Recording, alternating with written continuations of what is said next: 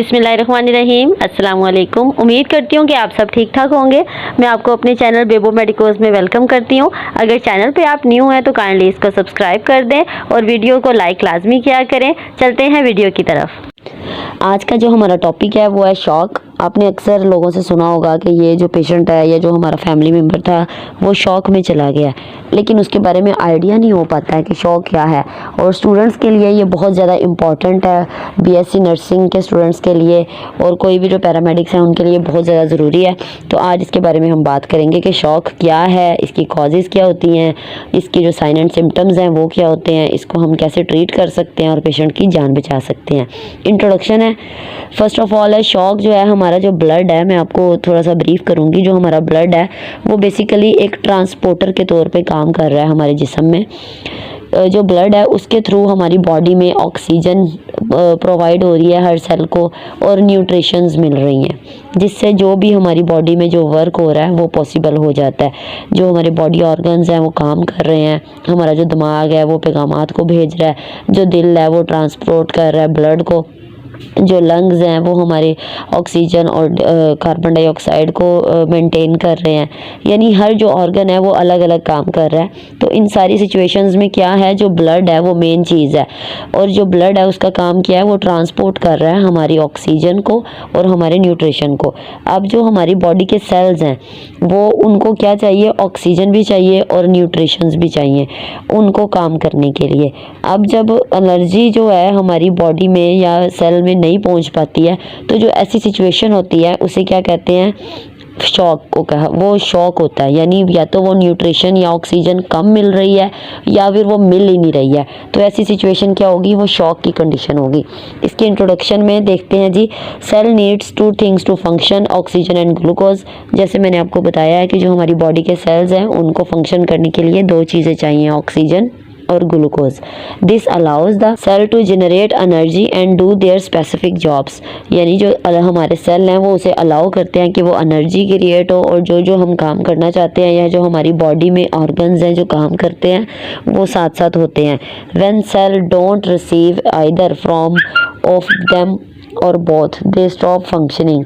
यानी अगर सेल को ऑक्सीजन या न्यूट्रिशंस या इन दोनों में से कोई एक चीज़ ना मिले तो जो उनका काम करना है या जो जो काम कर रहे होते हैं वो रुक जाता है। तो ऐसी सिचुएशन जो होती है वो बेसिकली शॉक होती है। अब इसकी डेफिनेशन देखेंगे। Definition, shock is defined as a condition where the tissue in the body don't receive enough oxygen और nutrition to allow the cells to function. ये वही बात है दोबारा से कि ऑक्सीजन और न्यूट्रिशंस अगर नहीं मिलते हैं सेल्स को तो वो प्रॉपर काम नहीं कर पाते, तो क्या है, वो शॉक है। अब जो इसकी क्लासिफिकेशंस हैं वो देख लेंगे। Classification of shock. Cardiogenic shock है, इसमें क्या होता है, हमारे जो हार्ट है ये उसकी वजह से होता है। अगर हार्ट में कोई डिसइंफेक्शन हो जाता है, it occurs due to systolic and diastolic dysfunction. यानी अगर सिस्टोलिक प्रेशर और डायस्टोलिक प्रेशर का अगर डिसफंक्शन हो जाता है तो उसको शॉक को क्या कहेंगे, cardiogenic shock. Hypovolemic shock, it occurs due to the intravascular fluid volume. इसमें क्या होता है, अगर आपकी बॉडी में डिहाइड्रेशन हो जाती है, ब्लड लॉस हो जाता है, तो ऐसी सिचुएशन में उसको कहेंगे हाइपोवॉल्यूमिक शॉक। थर्ड वन है obstructive shock. It occurs when there is a physical obstruction in blood flow. यानी अगर कोई फिजिकल ऑब्स्ट्रक्शन है हमारे ब्लड फ्लो में तो उसे कहेंगे ऑब्स्ट्रक्टिव शॉक। डिस्ट्रीब्यूटिव शॉक, ये इसको कहेंगे जी न्यूरोजेनिक और एनाफ्लेटिक और सेप्टिक शॉक जो है इन तीनों की वजह से ये डिस्ट्रीब्यूटिव शॉक होता है। न्यूरोजेनिक शॉक, न्यूरो ब्रेन को कहते हैं, उसके नेम से ही जाहिर हो रहा है। It occurs from trauma that leads to spinal cord injuries. यानी अगर कोई आपको ट्रॉमा का पेशेंट मिलता है, यानी कोई एक्सीडेंट हो जाता है या कोई चोट लग जाती है और उसमें पेशेंट को हेड इंजरी हो जाती है या उसको कोई स्पाइनल का इशू होता है या स्पाइनल कॉर्ड इंजरी वगैरह होती हैं, तो उसमें ये न्यूरोजेनिक शॉक होता है। Anaphylactic shock, it is acute life-threatening hypersensitivity reaction to a sensitizing substance like drug, chemical, vaccine, food etc. Anaphylactic shock जो है वो बेसिकली किसी भी ऐसी चीज़ का रिएक्शन है हमारी बॉडी में जो हमारी बॉडी को सूट नहीं कर पाती है। वो कोई फूड हो सकती है, वो कोई कपड़े हो सकते हैं, वो कोई केमिकल हो सकता है, वो कोई ऐसी वैक्सीनेशन हो सकती है, कोई ड्रग हो सकती है जो हम ले रहे हैं, लाइक मेडिकेशन है, उसका कोई भी अगर अगर रिएक्शन हो जाता है तो एनाफ्लेटिक शॉक हो जाता है। Septic shock also known as blood poisoning, इसको क्या है, ब्लड पॉइजनिंग के नाम से भी जाना जाता है। It is condition caused by infection that lead to bacteria entering blood, यानी ये ऐसे इन्फेक्शंस हैं जिसमें जो ब्लड के अंदर जो है बैक्टीरिया एंटर हो जाता है, तो वो जो शॉक होता है वो क्या है, सेप्टिक शॉक है। अब जो इसकी रीजंस हैं वो क्या हो सकती हैं, सवेयर एलर्जिक रिएक्शन यानी एनाफ्लेटिक शॉक हो सकता है, सिग्निफिकेंट ब्लड लॉस यानी हाइपोवोलेमिक शॉक हो सकता है, हार्ट फेलियर कार्डियोजेनिक शॉक है, ब्लड इन्फेक्शंस हैं, ब्लड जो इन्फेक्शंस हैं वो उसको हम कहेंगे सेप्टिक है, डिहाइड्रेशन जो है हाइपोवोलेमिक ही है, पॉइजनिंग जो है वो भी एनाफ्लेटिक हो सकती है, और बर्न्स है, बर्न्स जो है वो सेप्टिक शॉक भी हो सकता है और हाइपोवोलेमिक भी हो सकता है, क्योंकि बर्न्स में जो होता है जिस टाइम हमारी बॉडी जो है वो जलती है तो उस पर या तो वो उसकी डिग्रीज होती हैं, वो मैं आपको इंशाल्लाह नेक्स्ट वीडियो में कभी गाइड करूँगी कि बर्न के जो हमारी अक्सर जब जल्द जलती है तो छाले बन जाते हैं, तो उससे उसमें आपको ऐसे फील हो रहा होगा कि उसमें पानी है उन ब्लिस्टर्स के अंदर, तो अगर वो ब्लिस्टर हम निकलता है तो उससे क्या होगा, हमारी बॉडी में पानी की भी कमी हो जाती है, और बर्न की वजह से जो जल्द जल जाती है तो उसकी वजह से एनाफ्लेटिक शॉक में भी हम जा सकते हैं। अब इसके जो साइन एंड सिम्टम्स हैं वो देख लेते हैं। एक्सट्रीम लो ब्लड प्रेशर, यानी जो है पेशेंट का जो ब्लड प्रेशर है वो लो होगा, उसको वीकनेस फील होगी बहुत ज़्यादा, वो डिहाइड्रेशन की वजह से हो सकती है, वो ब्लड लॉस की वजह से हो सकती है, वो किसी भी शॉक की वजह से हो सकती है।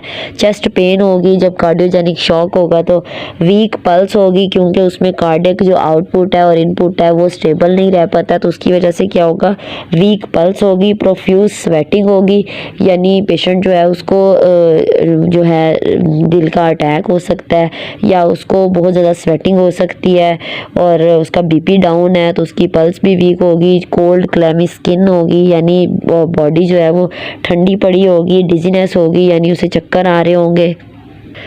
और रैपिड शैलो ब्रीदिंग होगी, यानी उसको जो सांस है वो सही नहीं आ पा रहा होगा क्योंकि कार्डियक आउटपुट और इनपुट जो है वो सही नहीं होगा, जिसकी वजह से जो पेशेंट है वो साइनोसिस में जा सकता है।